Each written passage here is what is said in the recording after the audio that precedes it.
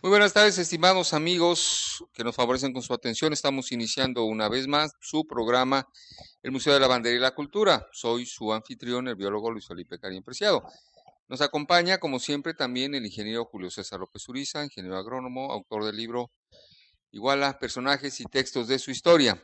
Y en esta ocasión tenemos un invitado especial que se trata del joven historiador Joanny Arroyo García, original de Tuxpan, quien nos va a hablar sobre su tesis que presentó sobre el siglo XVI en Iguala, un tema muy novedoso dentro de la historia, es decir, pocos historiadores guerrerenses y mexicanos en general se han dedicado al siglo XVI en Iguala.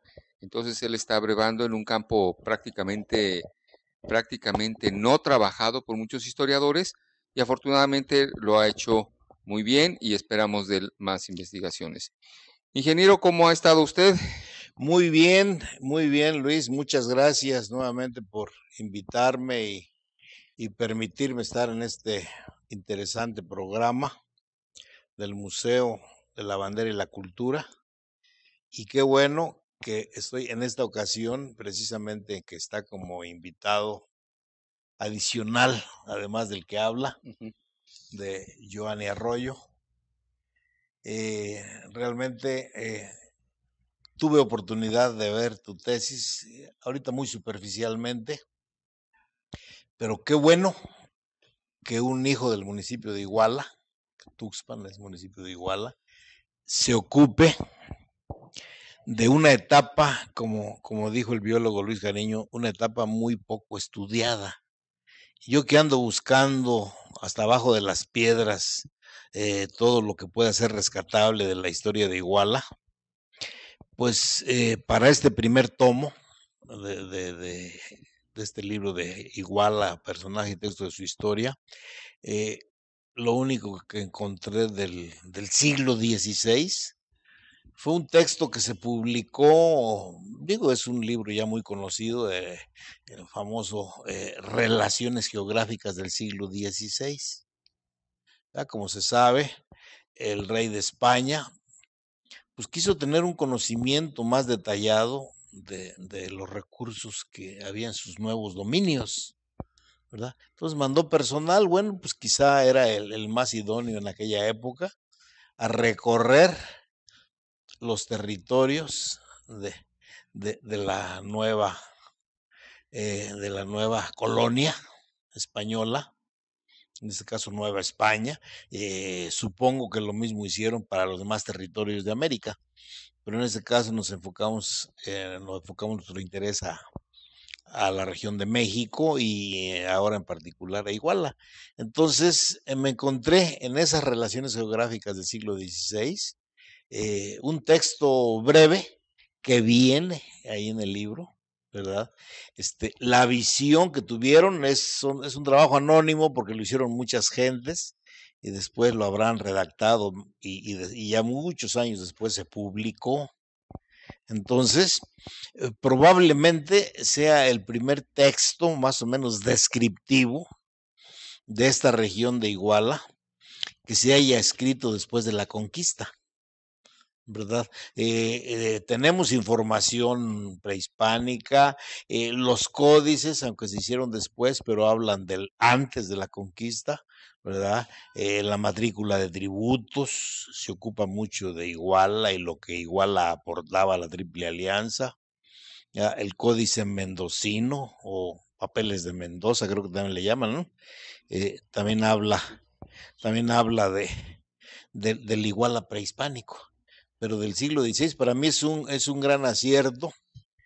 No tengo duda de que vas a ser un buen historiador, ¿verdad? Y pues qué bueno que empezaste por tu propia tierra, porque yo creo que es posiblemente el primer trabajo así importante que haces como historiador, ¿verdad? Y es con el que logras tu título como licenciado en historia, ¿verdad? Tengo entendido. ¿Verdad? Ojalá, ojalá y este libro eh, pueda reproducirse y difundirse ¿verdad? Nosotros haremos lo que esté a nuestro alcance para lograr un buen tiraje, ojalá, y estés tú dispuesto y nosotros también, y encontremos un patrocinio ahora que viene el nuevo gobierno, pues pudiera ser una aportación significativa al conocimiento de la historia de Iguala. ¿Verdad? Yo tengo esa convicción, Joanny. Aquí anoté algunos aspectos sobre la importancia de la historia. Me encontré un texto que me gustó que dice que no podemos saber quiénes somos si ignoramos quiénes fuimos. Muchas de las cosas que nos pasan, dicen, bueno, ¿por qué esto? ¿O por qué somos así? ¿O por qué reaccionamos así? Debe haber algo en nuestro pasado que indujo a que asumamos ciertas actitudes ahora. Y hay otra expresión ya para dejarles la palabra, una que se atribuye a un gran historiador francés, Marc Bloch, que vivió de 1886 a 1944. Y también me gustó esta expresión y la anoté. Dice que la incomprensión sobre el presente nace de la ignorancia del pasado. Sí, qué bien. Pero es igualmente vano esforzarse por conocer el pasado sin entender el presente, ¿verdad? Vaya, son principios que pues nos dan una guía y un estímulo pues para hacer este trabajo histórico que pues se necesitan muchas cosas, pero sobre todo se necesita vocación, un gusto por la historia. Sí, muy bien. Pues me voy a permitir, Joanny, poner aquí tu tesis para que la pueda ver el auditorio. Ya como salió impresa, es tu primer trabajo publicado. Qué bueno, qué gusto. Debes estar orgulloso. Joanny, ¿qué edad tienes y por qué elegiste el siglo XVI? Buenas tardes. Primero que nada, gracias por la invitación. Muchas gracias. El interés por el siglo XVI me nació a partir de una expresión que hay muy popular con relación, que dicen que entre el amor y el odio hay un paso. Entonces, eso pasó con la elección de este periodo, el siglo XVI. En realidad, yo cuando ingreso a la licenciatura de Historia, ingreso totalmente aborreciendo el siglo XVI, todo el periodo novohispano, por la concepción que se había de la historia de bronce, primaria, secundaria, y con más dudas en la preparatoria, ya que mi mentor en historia fue el doctor Florencio Benítez. Le debo mucho a él por haber las pláticas que después de clase o antes de clase teníamos, que me brindaba el doctor. Entonces, yo, pues, ahorita tengo 25 años. Por cuestiones económicas he truncado mis estudios, saliendo de la secundaria un año para preparatoria y terminando preparatoria un año para pasar a la licenciatura también. Es de ahí que hasta esta edad de 25 años estoy presentando mi trabajo de investigación. El siglo XVI, gracias a varios maestros en la licenciatura, como el maestro Jorge Luis Flores Cabrera, que fue mi asesor de tesis, que en diversos cursos me fue involucrando a la problemática tanto del siglo XVI como la actual que vivimos, surge a partir de ese momento, de ese encuentro de las dos culturas, o sea, ese choque, y cómo se impone una sobre la otra. Entonces, varios de nuestros problemas actuales surgen en el periodo novohispano y la mayoría en el siglo XVI. Entonces, ahí está el nudo, como mencionaba también una maestra, la maestra Eva Corrales, que me estuvo ayudando mucho en la recabación de información, que me comentaba que el nudo para comprendernos como mexicanos está en el siglo XVI. El siglo XVI es clave para quien no estudia el siglo XVI como historiadores, no desconoce prácticamente todo el proceso de independencia, de revolución y el México contemporáneo. Entonces, es necesario estudiar el siglo XVI. De ahí mi interés por conocer más esta problemática actual que vivimos, que todo, como lo mencionaba Mark, es una excelencia la escuela de los anales, todo se puede historiar, todo se puede problematizar, se puede partir de un problema y hacer historia. O sea, todo es historia. Para él nunca nada fue que no tenía historia, todo en relación, todo tenía historia. Simplemente hay que problematizar el suceso y de ahí partir.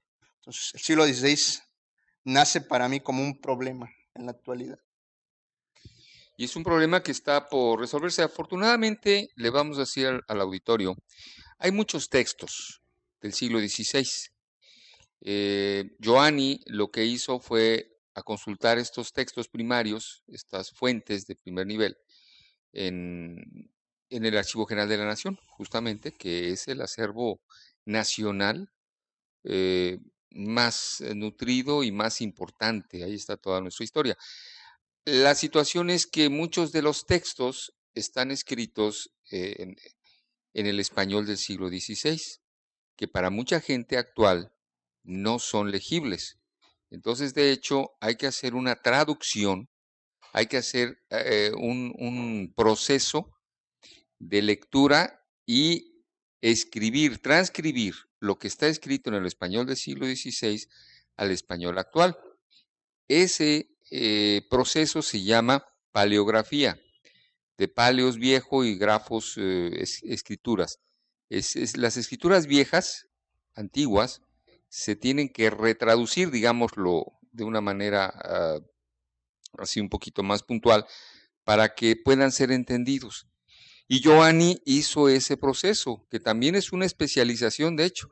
Hacer paleografía del español del siglo XV, del siglo XIV, siglo XVI, siglo XVII, es difícil, no es ningún asunto fácil. Prácticamente es una traducción lo que hay que hacer.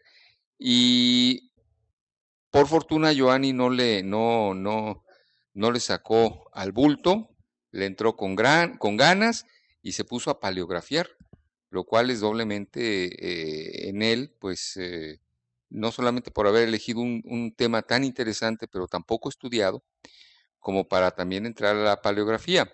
¿Qué nos puedes contar de lo que encontraste en el Archivo General de la Nación, Giovanni? Bueno, para empezar, la tesis no es simplemente a la población de Iguala. Como corregimiento, como jurisdicción, me referí, en su momento, planteando el tema, me referí a que era una región territorial administrativa por parte de la corona implementada a partir de la segunda audiencia.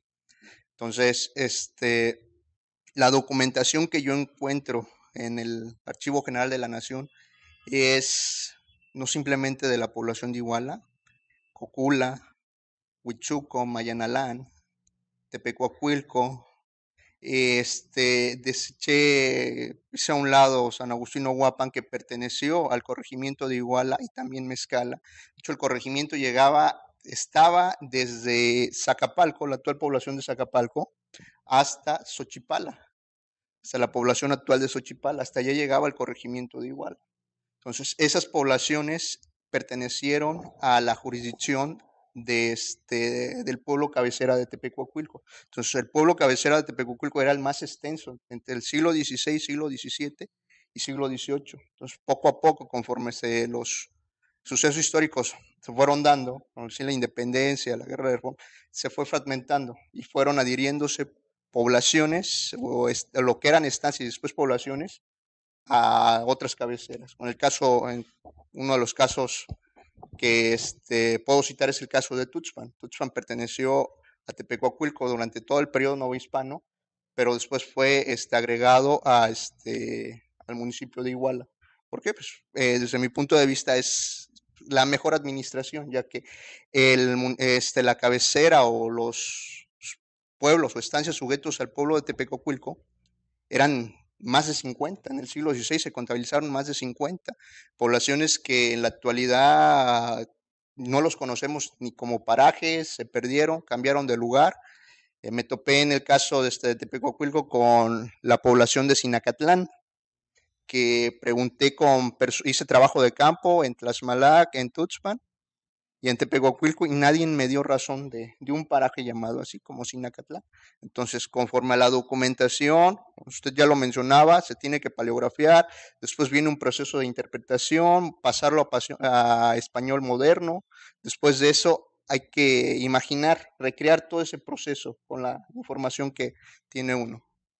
Entonces, es sumamente difícil y como les mencionaba, información de Iguala es muy preciada, Sí. mucho del siglo XVI. Muy bien, pues nos vamos a tener que ir unos momentitos para la identificación de canal, en fin, para ciertos anuncios. Y entonces también aprovecho para agradecerle a los compañeros técnicos que hacen posible que nosotros lleguemos hasta sus hogares o al lugar donde están ustedes viéndonos y oyéndonos, ¿sí? Al compañero Adal Pérez y al compañero Víctor Flores, que están tras los controles técnicos y hacen posible esta transmisión. Muchas gracias a ellos, como siempre. Y bueno, nos vemos en unos minutos. Muy bien, estamos nuevamente con ustedes, estimados amigos, en su programa El Museo de la Bandera y la Cultura. En esta ocasión estamos entrevistando al ingeniero Julio César López Uriza y su servidor a Joanny Arroyo García, que nos está presentando su tesis sobre el siglo XVI. ¿Cómo se titula tu tesis? Es la jurisdicción de Iguala en el periodo novohispano, 1535-1600.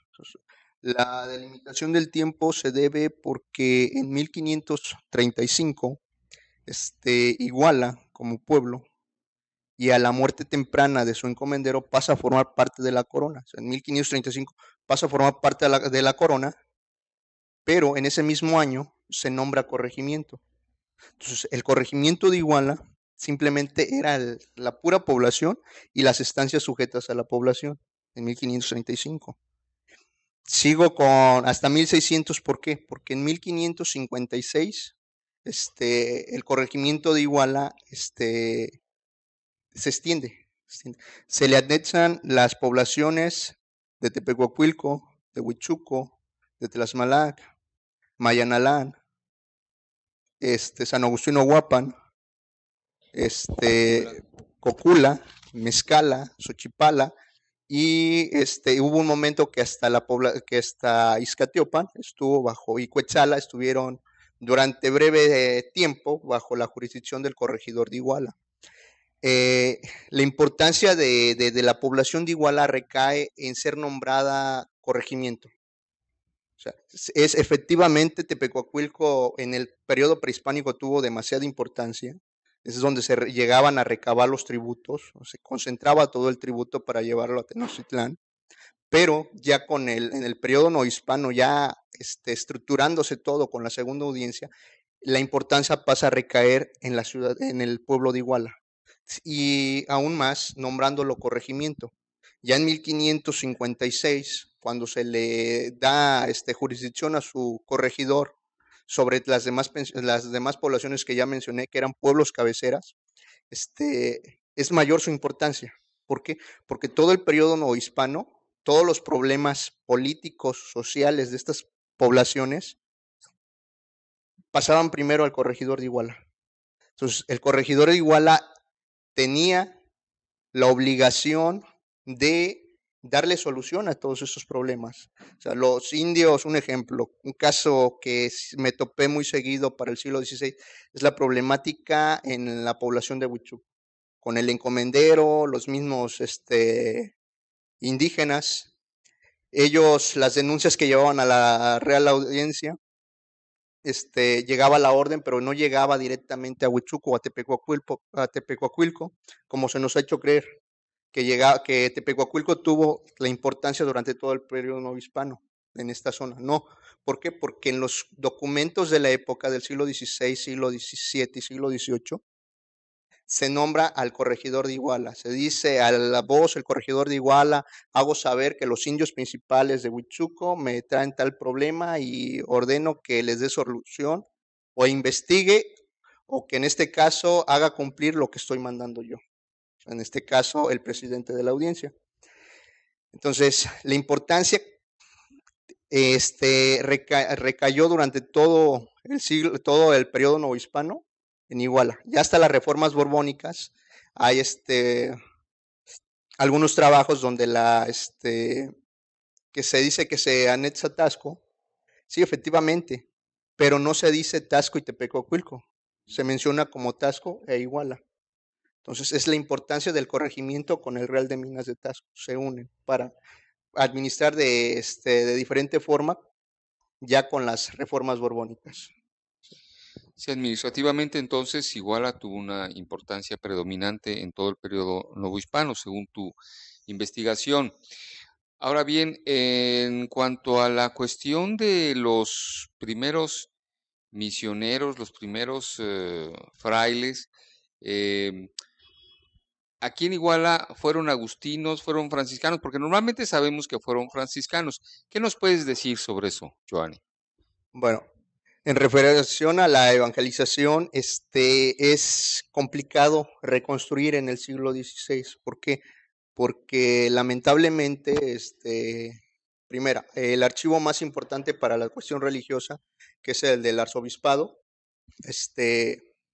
en el traslado al AGN, que hubo un tiempo que no recuerdo el nombre de este presidente que da la orden para que se reúna toda la documentación antigua en el Archivo General de la Nación. Se pierde la documentación, parte de la documentación de Iguala. Caray. Entonces, ahí el problema. No se puede reconstruir bien, o sea, son pequeños aportes. En el caso, menciono ahí de frailes franciscanos, que en el corregimiento, ¿por qué? Por Tepecuacuilco. Tepecuacuilco se sabe que fueron frailes franciscanos que llegaron a ese lugar. Hay algunas leyendas o no le puedo llamar historia oral más que leyenda, porque en Mayanalán se me rumora que Mayanalán es una población congregada por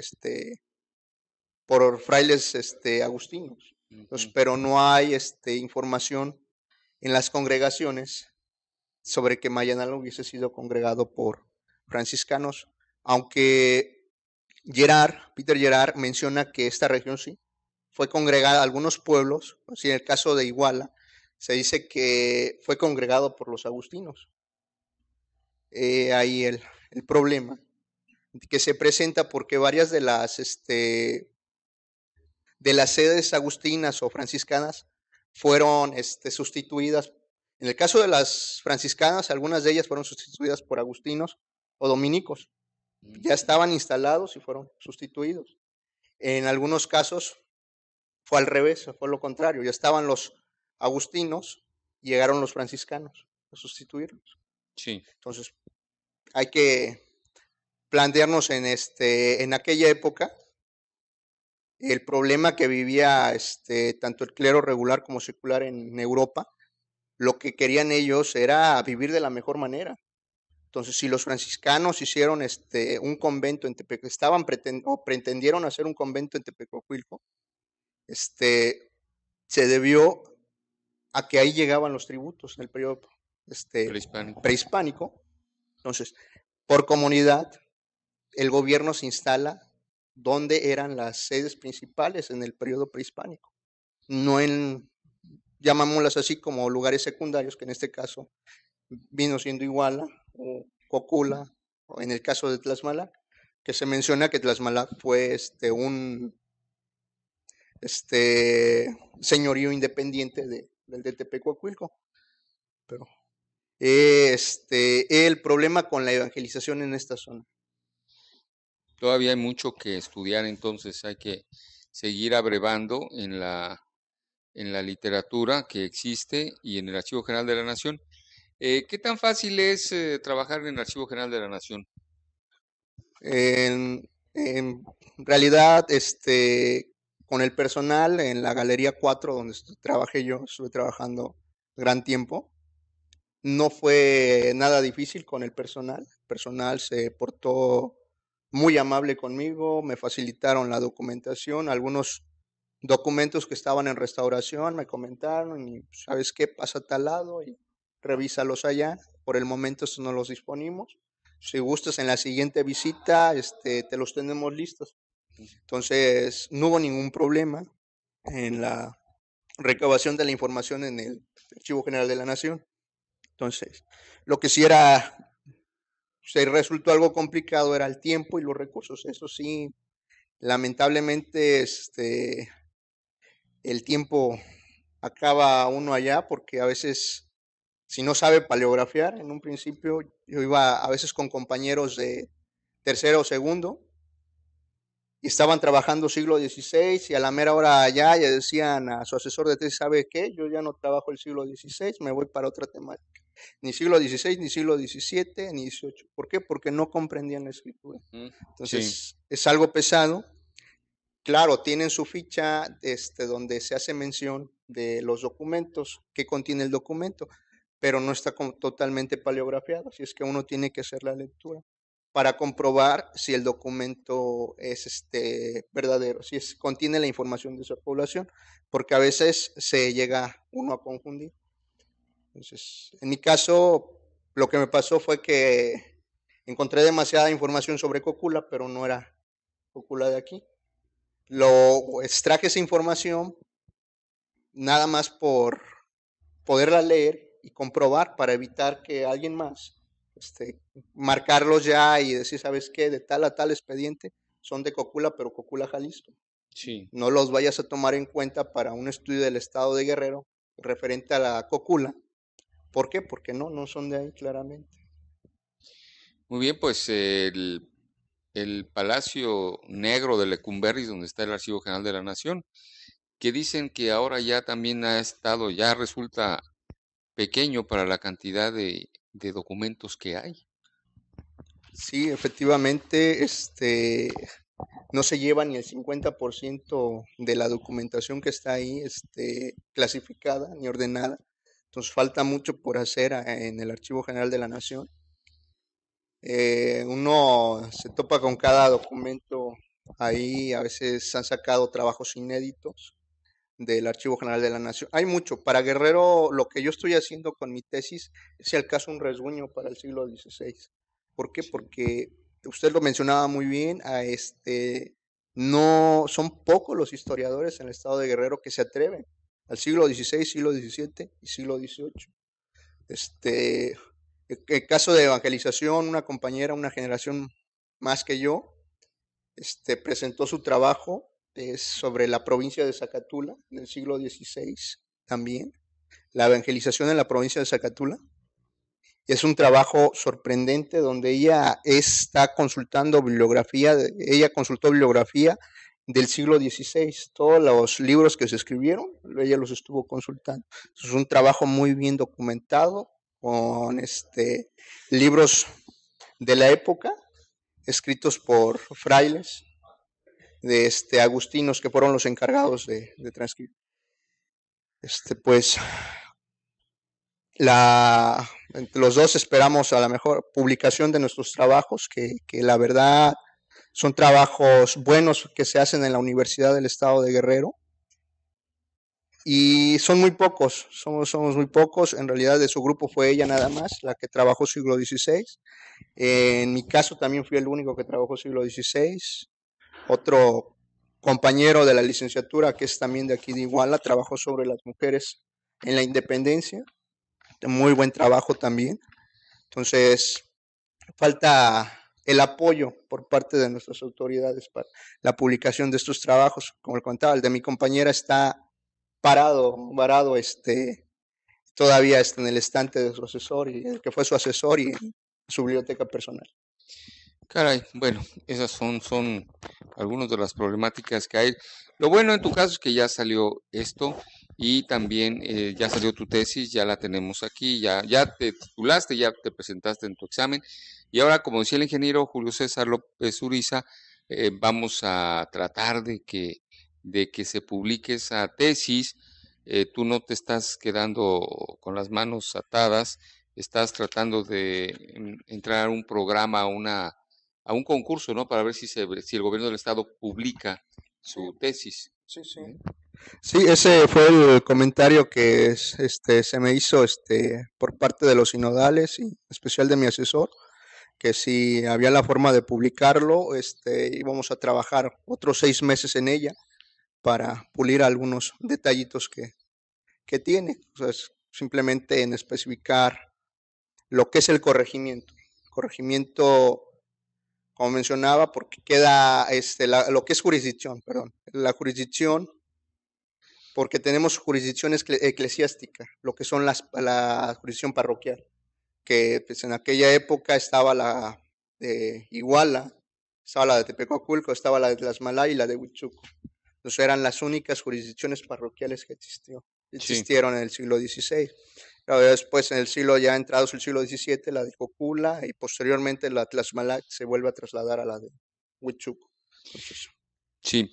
Ingeniero, usted también encontró el problema de que para su tomo 1 del libro de Iguala, personajes y textos de su historia, había poca información sobre el siglo XVI, ¿no? Así es, así es. Bueno, yo busqué lo más que pude, aunque ya no tuve, he estado en el Archivo General de la Nación, pero implica muchas cosas y que no está uno en condiciones para tiempo, dinero y esfuerzo, ¿verdad? Y aunque Sí. son muy, están bien organizados y le dan a uno muchas facilidades, ¿verdad? Pero pues no toda la información está clasificada y tan accesible, ¿verdad? Pero sí, gran parte de ella sí.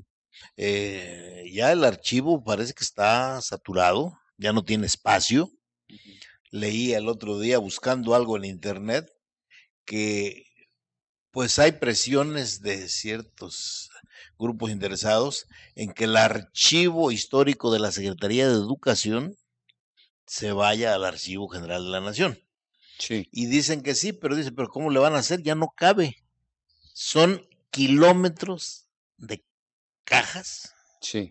archivadoras con documentos, Caray. ¿verdad? Entonces, y además no están suficientemente ordenados, ¿verdad? Van a llevar a lo mejor puros problemas, porque si eso de que tienes muchos documentos y no sabes dónde localizarlos, pues casi como si no los tuviéramos. Exactamente. Bueno, ingeniero y Joanny, nos vamos a ir otra vez a unos, anuncios y también para la identificación del canal. Y les suplico a ustedes que no se vayan. Vamos a regresar en unos minutos a su programa, el Museo de la Bandera y la Cultura. Muy bien, estimados amigos que nos favorecen con su atención, estamos en su programa, el Museo de la Bandera y la Cultura. En esta ocasión, el ingeniero Julio César López Uriza y yo estamos entrevistando al joven historiador Joanny Arroyo García, que nos trajo a presentar su tesis sobre el siglo XVI. ¿Sí? En una segunda fase de tu trabajo, Joanny, ¿qué piensas hacer ahora sobre el siglo XVI? bueno, sobre el siglo XVI, hijo, me gustaría trabajar, seguir la continuidad, a lo mejor hasta el siglo XVII, entre XVI y XVII, porque debido a a la baja población que se da con las diferentes epidemias durante el siglo XVI, se empiezan a formar las famosas congregaciones ya a finales del siglo XVI y a principios del siglo XVII. Entonces, esto da origen a las famosas mercedes para estancias de ganado mayor o ganado menor y la formación de los ranchos. Pues en este caso, tenemos a Joya de Paintla, Zacacoyuca, Huacoyula, Tuxpan, como ranchos para el siglo XVIII. Y eso es información que le estoy dando del archivo parroquial. El archivo parroquial se hace mención como ranchos. Y efectivamente sí, ¿por qué? Porque cuando su población disminuye drásticamente, hay españoles que compran las poblaciones enteras con los indios que quedaron. Entonces, al hacer esto, se transforman en ranchos, en rancherías, pequeñas rancherías. En el caso del siglo XVII es la formación de estas haciendas o pequeñas rancherías que se van formando. Para el 18 me llama la atención la familia de los Soto y Acuña, que Esos apellidos los encuentro en todo el corregimiento de Iguala y parte del de Teloloapan y Tasco, como una familia muy poderosa. Porque que tenían trapiches para moler metales, tenían trapiches para la molienda de caña, tenían ranchos, varios eran dueños de ranchos. El caso de Tuxpan, el rancho que más se menciona es el rancho de Tuxpan, que perteneció a esta familia, los Soto y Acuña. Después de este trabajo en el siglo XVI, pues me interesa la maestría. La maestría, seguir con un trabajo en la maestría, posiblemente sobre la misma temática, enfocarme en el siglo XVI y adentrarme un poco más a estos problemas originados entre los mismos indígenas y la interpretación de las leyes, porque tenemos la idea de que la corona golpeó a diestra y siniestra al indígena, pero legalmente las leyes de aquel entonces y la recopilación de leyes de 1680, ahí se muestra que se ve claramente la protección hacia el indígena. Claro que eso es teoría, pero ya en la práctica era todo lo contrario, ¿no? Es lo mismo con el corregimiento. El corregimiento y las alcaldías mayores surgen a partir del mal gobierno de Nuño de Guzmán, que fue un desastre la primera audiencia. Sí. Entonces, este problema se trata de remediar con los corregimientos. Se creía que por una persona nombrada por el rey iba a poder tranquilizar la problemática o quitar esa problemática, solucionarla, la que se estaba dando en la Nueva España. Pero resulta todo lo contrario. ¿Por qué? Porque muchas de las veces, en el caso del corregimiento de Iguala, teníamos al Real de Minas de Tasco, muy cercas, y resulta que los corregidores eran mineros y obligaban a los indios a llevar a llevar tributos, a llevar el tributo a las minas de Tasco o mano de obra. Entonces, hay varios documentos donde se habla de que ya no se les mande un corregidor que sea minero, que sea o tenga otro oficio relacionado a las minas, porque eran explotados demasiado fuertemente por ellos. Bueno, también en esta etapa, no sé si hayas encontrado en lo que revisaste de literatura, hubo serios conflictos entre Tasco e Iguala, porque ya en el apogeo de la actividad minera, bueno, pues es lógico que todos comemos, y en las zonas mineras no se producen alimentos, pero sí se consumen. Uh-huh. Entonces, Iguala fue un importante proveedor de alimentos básicos, no nada más para su gente, sino para de la actividad minera. Entonces, por esos abusos de autoridad, limitaban a los productores de maíz de Iguala a que no le podían subir el precio, ¿verdad?, al maíz que vendían a Tasco. Pero era a un grado de que ya era insostenible la producción a esos precios. Y de ahí fue el jaloneo, ¿verdad?, de que dice, bueno, pues mejor producimos otra cosa o producimos nada más para nosotros. Pues no, los obligaban a producir maíz porque pues no se podía dejar de alimentarse, y cualquier otra alternativa en aquellos tiempos se les complicaba y se les encarecía, ¿verdad? No había esas líneas de autotransportes, ni esas carreteras, ni ese ferrocarril que hubo, ¿verdad? Esa es la cuestión. ¿Siglo XVI? Desde el siglo XVI, desde que empezó el apogeo minero, ¿verdad?, aumentó la población y por lo tanto la demanda de alimentos. Híjole. Y el área productiva de alimentos más cercana que tenía Tasco era Iguala. Sí, efectivamente, el problema aquí es que hay denuncias hasta 1590, 1585, sí, más o menos. Pero la audiencia, en este caso yo me topo con dos encomenderos, el caso de Bernardino de Casasola, de Huichuco, y el caso de Mateo de Cisneros, de Tlaxmalac y Mayanalán. Sí. pero uno resulta ser un encomendero protector Sí, y el otro es a decir, un demonio. ¿Por qué? Porque ni con Dios quedaba bien.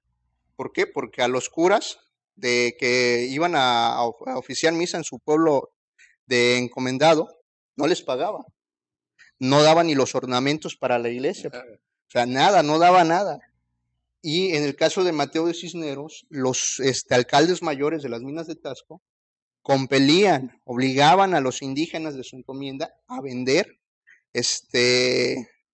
los el maíz antes de la cosecha. Y él, junto con los indígenas, hizo una serie de juicios para que tanto como él como a sus indios de encomienda se les permitiera vender al precio que él quisiere. Pues le comento que el aumento de población, lo dudo en esta zona. En esta zona la población disminuyó drásticamente. La suma de visitas de los pueblos de la Nueva España para 1548 y 1550 dan solamente para el corregimiento de Iguala, solamente para el pueblo de Iguala, unas cifras de 5,400 tributarios.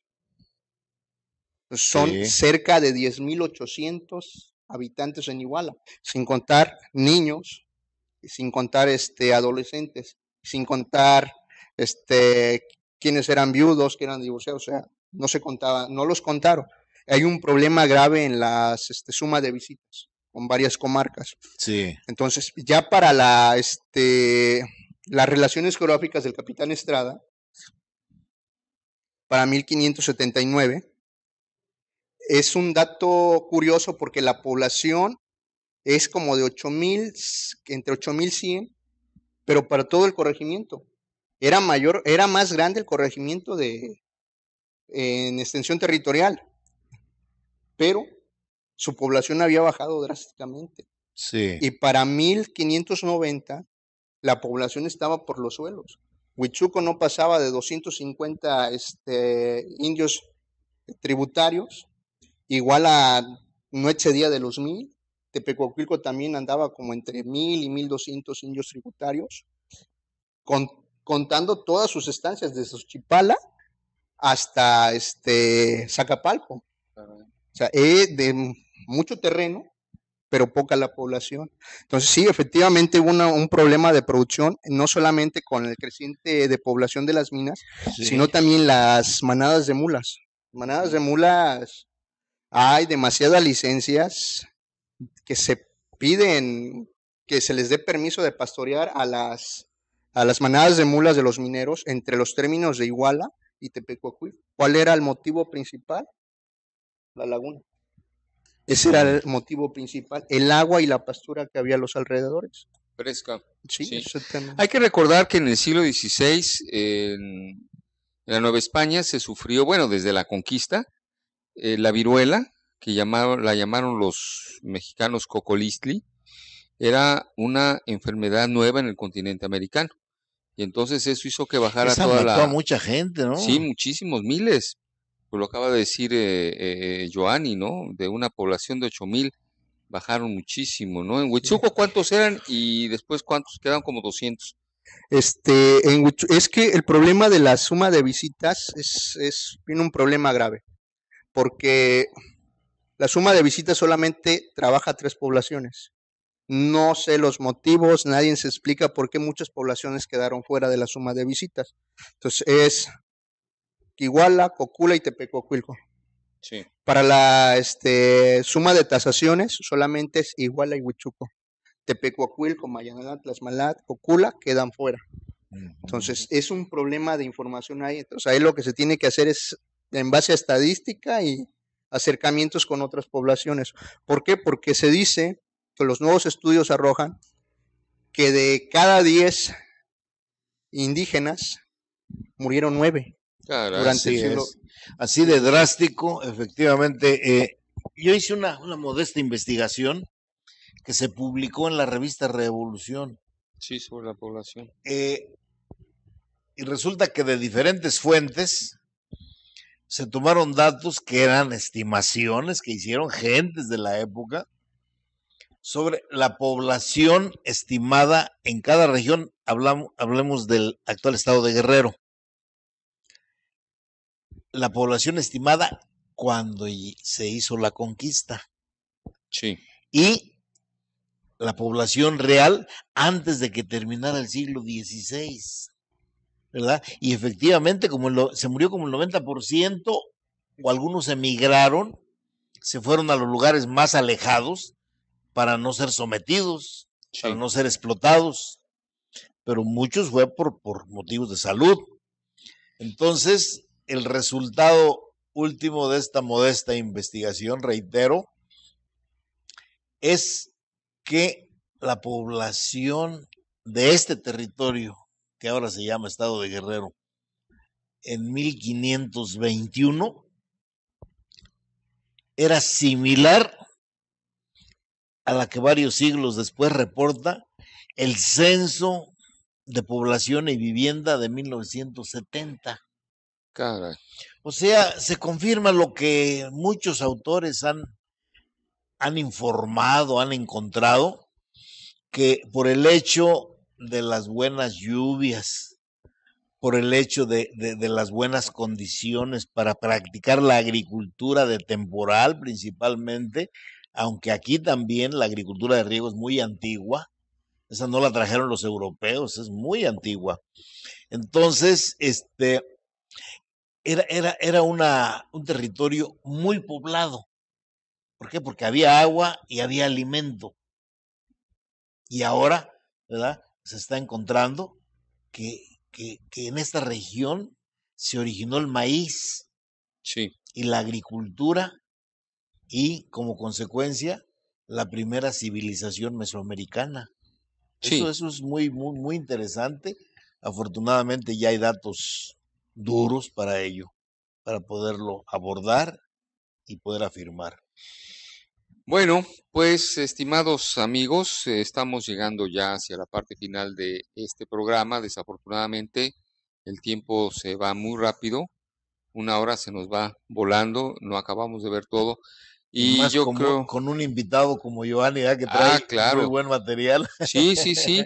Giovanni ha estudiado a fondo el siglo XVI y de todas estas poblaciones aquí de la zona norte, pues tiene datos muy interesantes y pues qué bueno, fíjense ustedes que un compañero nuestro del Consejo de la Crónica, el doctor Florencio Benítez, doctor en Historia, pues con las pláticas con sus alumnos, aquí está el resultado de un alumno que se interesó en la historia y que finalmente ya es un historiador, un nuevo historiador igualteco, que ya está publicando material muy interesante y sobre todo de un periodo tan poco conocido como el siglo XVI.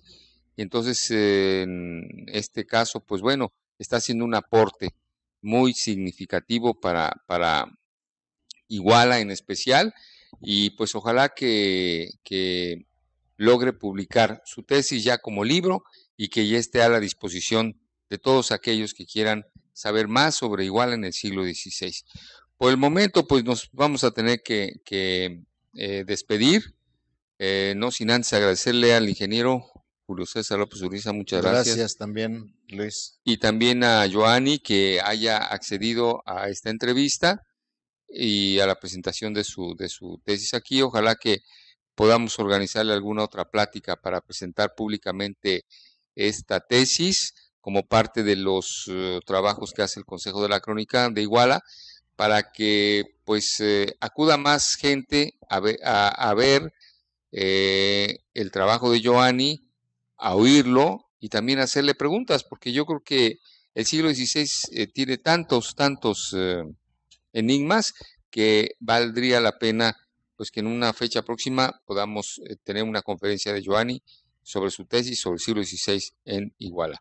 Bueno, pues no me resta más que agradecerles y pues nos veremos en el próximo día miércoles de 5 a 6 de la tarde en otra emisión de su programa, el Museo de la Bandera y la Cultura. Su anfitrión Luis Cariño les agradece su atención y los esperamos el próximo miércoles a las 5. Muchas gracias. Buenas tardes.